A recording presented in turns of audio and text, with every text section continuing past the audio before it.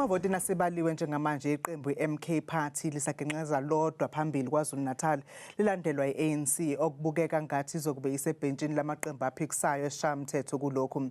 IFP sendaweni yesithathu. Intatheli yezindaba zethu uNtando Mnyandu usesikhungweni semphumela yokhetho eThekwini sixhumana naye bukhoma njengamanje. Ntando, abaningi bebengakulindele lokho kwenzeka esifundazweni IFP sendaweni yesithathu EFF kweyesine. Sichazele ukuthi kuhamba kanjani lapho.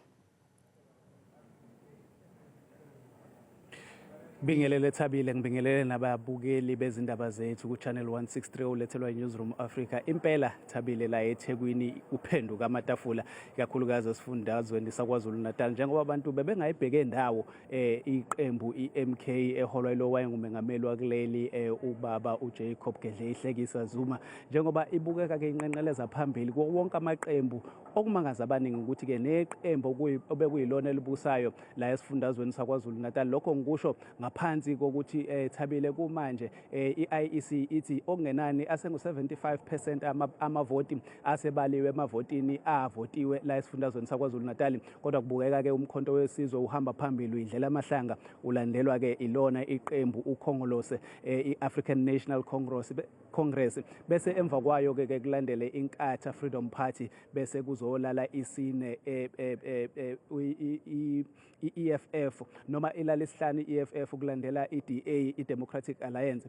Okumangaza abaningi ke Thabile ukuthi ibingabhekwe umuntu umkhonto wesizwe sishubile ke isimo kubaholi bamaqembu ezombusazwe la kule ndawo ekuphumela kuyona imphumela la eICC eThekwini nababhekile ukuthi ngabe igebe phakathi kwamaqembu besiwazi ekhonya la esifundazweni saKwaZulu-Natal okuyi-ANC, IFP kanye neDA ngabazokwazi ukusondela inombolweni ezibonakala zibhembuluka zihamba phambili zeqembu umkhonto wesizwe elibokeka engazuthi ke lidla isasasa la esifundazweni saKwaZulu-Natal kanti sebalazweni ke likazwelonke libukeka selitholile amavoti okungenana ngaphezulu kwesigidi. Lokho kusho ukuthi ke la esifundazweni saKwaZulu-Natal emva kokumenyezelwa kwemphumelo yokhetho ne-IEC ethekithi ke kuyothi uma kushaya isonto bese ke thula ngokusemthethweni imiphumela yesifundazwe engamazwibela emva kokubala ke zonke izifunda ezivotile kumanje sekubalwa amavoti angaphezulu kwamaphesenti ama-75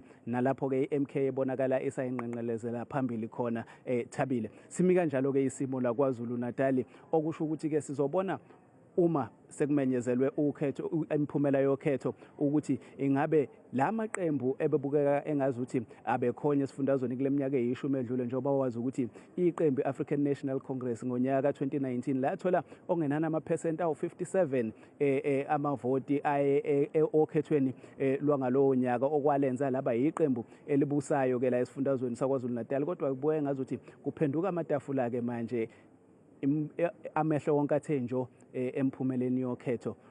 Ngicela ke njengamanje ukudlulisela entatheleni yethu uNtsikinoyiya okani semthatha naye asiphe ngemphumela yokhetho.